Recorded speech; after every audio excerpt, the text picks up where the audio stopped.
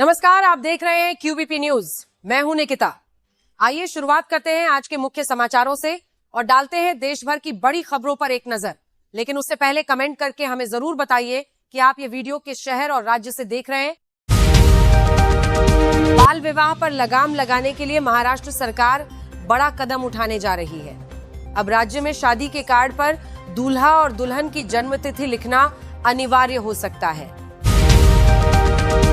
रोजगार सुरक्षा और स्थानीय भर्ती की मांगों को लेकर आज पूरे लद्दाख क्षेत्र में पूर्ण बंद देखा गया, जहां लोगों ने बड़े पैमाने पर प्रदर्शन किया।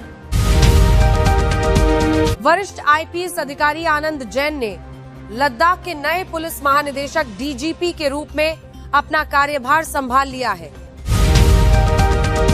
कोलकाता के तारातला में एक निर्माणाधीन गोदाम की छत गिरने से मरने वालों की संख्या बढ़कर 4 हो गई है।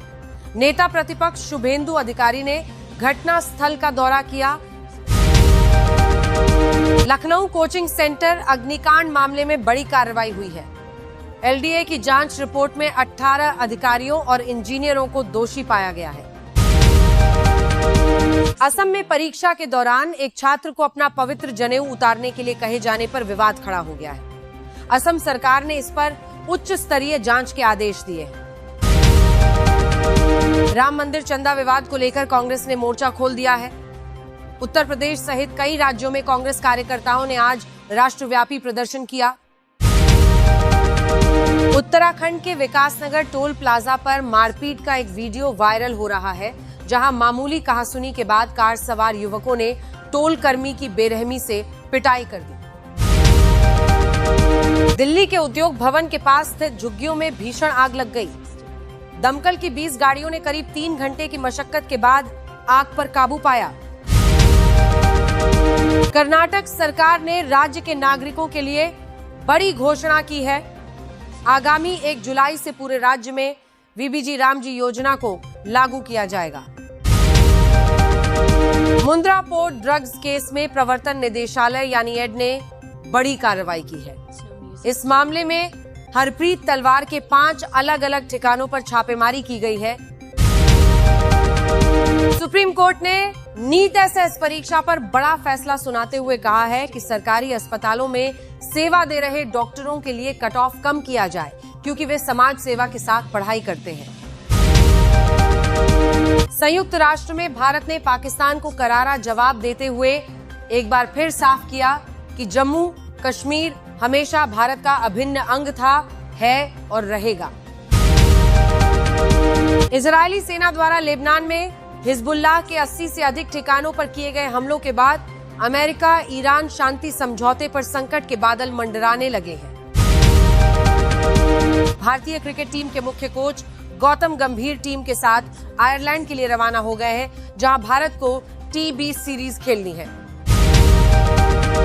फीफा वर्ल्ड कप 2026 में क्रिस्टियानो रोनाल्डो का जलवा जारी है। उन्होंने शानदार वापसी करते हुए 2 गोल दागे और पुर्तगाल को एक तरफा जीत दिलाई। अर्जेंटीना के स्टार फुटबॉलर लियोनेल मेसी ने ऑस्ट्रिया के खिलाफ मैच में मिरोस्लाव क्लोज का रिकॉर्ड तोड़कर इतिहास रच दिया है। फीफा वर्ल्ड कप 2026 में रेफरी काफी सख्त नजर आ रहे हैं। इस वर्ल्ड कप में अब तक कुल रेड कार्ड मिलने की संख्या रिकॉर्ड 8 तक पहुंच गई है। वर्ल्ड कप के एक बेहद रोमांचक मुकाबले में घाना की टीम ने उलटफेर करते हुए मजबूत इंग्लैंड की टीम को 0-0 से ड्रॉ पर रोक दिया। आईसीसी की ताजा वनडे रैंकिंग जारी हो गई है, जहां विराट कोहली को थोड़ा नुकसान उठाना पड़ा है, वहीं शुभमन गिल ने लंबी छलांग लगाई है। भारतीय ऑलराउंडर अक्षर पटेल ने बयान दिया है कि ऋषभ पंत का बतौर कप्तान दिल्ली कैपिटल्स में वापस आना टीम के मनोबल के लिए बहुत बड़ा बूस्ट है। सौरव गांगुली ने एक इंटरव्यू में चौंकाने वाला खुलासा किया है कि ग्रेग चैपल कभी उनके कप्तान रहते हुए कोलकाता नाइट राइडर्स टीम के कोच बनना चाहते थे। केंद्र सरकार और बॉम्बे हाईकोर्ट ने साफ किया है कि पासपोर्ट को नागरिकता का अंतिम सबूत नहीं माना जा सकता। ये केवल एक यात्रा दस्तावेज है। NCERT ने पहली बार 9वीं क्लास की किताब में देश में लगी आपातकाल यानी इमरजेंसी से जुड़ा एक नया पाठ शामिल किया है। अमेजन के CEO ने प्रधानमंत्री मोदी से मुलाकात की और साल 2026 से 2030 के बीच भारत में $48 बिलियन यानी करीब 4 लाख करोड़ रुपए के निवेश का ऐलान किया।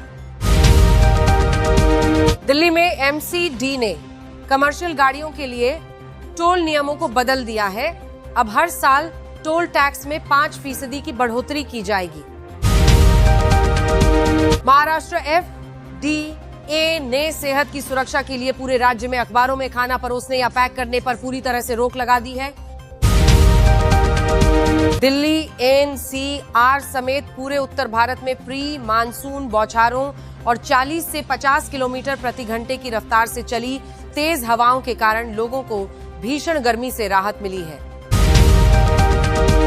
कमजोर मानसून की वजह से महाराष्ट्र और तेलंगाना में खरीफ फसलों की बुआई पर बुरा असर पड़ा है, जिसमें 85% तक की भारी गिरावट देखी गई है। फीफा वर्ल्ड कप 2026 में क्रिस्टियानो रोनाल्डो के ऐतिहासिक रिकॉर्ड को याद रखने के लिए एक स्पेशल एडिशन बूट लॉन्च किया गया है।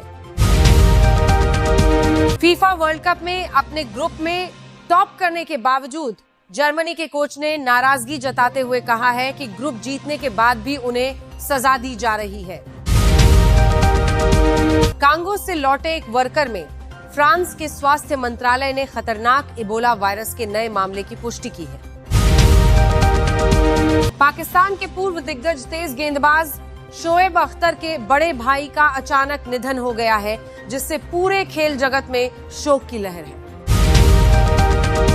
मनोरंजन जगत से खबर है कि दिग्गज अभिनेता आर माधवन ने अपने पद्मश्री सम्मान को सिनेमा के जादू और अपने सभी फैंस को समर्पित किया है। अभिनेत्री सामंथा रुत प्रभु की कुछ हालिया तस्वीरें सोशल मीडिया पर तेजी से वायरल हो रही हैं, जिसे लेकर फैंस कई तरह के कयास लगा रहे हैं। अंतर्राष्ट्रीय बाजार से बड़ी राहत मिली है। कच्चे तेल की कीमतें गिरकर $76 प्रति बैरल पर आ गई हैं, जो पिछले 4 महीनों का सबसे निचला स्तर है। भारत और अमेरिका ने वॉशिंगटन के 10% अस्थायी टैरिफ की समय सीमा समाप्त होने से पहले अंतरिम द्विपक्षीय व्यापार समझौते की समीक्षा पूरी कर ली है। ब्रिक्स बैठक में राष्ट्रीय सुरक्षा सलाहकार अजीत डोभाल ने कहा कि स्ट्रेट ऑफ हॉर्मुज का खुलना वैश्विक ऊर्जा सुरक्षा और तेल आपूर्ति के लिए बहुत जरूरी था। हवाई सफर करने वालों को झटका लग सकता है। जेट ईंधन की कीमतों में उतार चढ़ाव के चलते इस साल के अंत तक हवाई टिकटों के दाम 25% तक बढ़ सकते हैं। लंदन की अदालत ने भगोड़े कारोबारी नीरव मोदी पर सख्त रुख अपनाया है। बैंक ऑफ इंडिया का कर्ज चुकाने के मामले में कोर्ट ने 100 करोड़ रुपए देने का आदेश दिया है। भारतीय शेयर बाजार आज बढ़त के साथ बंद हुआ। आज के कारोबारी सत्र में सेंसेक्स 187 अंक और निफ्टी 57 अंकों की तेजी के साथ बंद होने में कामयाब रहा। मौसम विभाग MD ने उत्तर प्रदेश, बिहार और दिल्ली सहित देश के 17 राज्यों में 85 किलोमीटर प्रति घंटे की रफ्तार से आंधी और भारी बारिश का रेड अलर्ट जारी किया है।